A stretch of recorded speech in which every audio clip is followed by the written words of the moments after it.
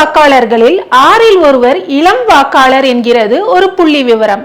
இவர்களை, குறிப்பாக ஜென்சி இளைஞர்களை தாவேகா பக்கம் வளைக்க விஜய் முயற்சிப்பது கண்கூடாக தெரிகிறது. திருச்சி, அரியலூரை தொடர்ந்து நாகப்பட்டினம், திருவாரூரில் பிரச்சாரம் செய்து முடித்திருக்கிறார் தாவேகா தலைவர் விஜய்.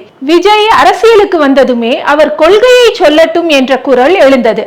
அதற்கு தமது தரப்பு பதிலாக திமுக தான் எங்கள் அரசியல் எதிரி, பாஜக தான் எங்கள் கொள்கை எதிரி என 2 மாநாட்டு மேடைகளில் சிம்பிளாக முழங்கினார் விஜய். பின்னர் களத்துக்கு வந்து மக்களை சந்திக்கட்டும் என்ற விமர்சனங்கள் எழுந்தது. இதோ இப்போது சனிக்கிழமைகளில் மக்களை சந்தித்து வரும் விஜய், எழுதி கொடுத்ததை படிப்பது, அதுவும் ஒரு நடிகருக்கு அதை செய்வது என்ன அத்தனை சிரமமா? செய்தியாளர்களை சந்தித்து அவர்களின் கேள்விகளுக்கு பதில் சொல்லட்டும் பார்ப்போம் என்ற விமர்சனங்கள் எழத் தொடங்கியுள்ளன. ஆனால் வடிவேலு சுந்தர் சி காமெடி போல் இதோ உங்கள் ஏரியாவுக்கே வீட்டுக்கே வந்துட்டேன் தொனியில் எல்லாவற்றிலும் விஜய் ஸ்கோர் செய்து வருகிறார் என்கின்றனர் தாவேகா நண்பாக்கள்.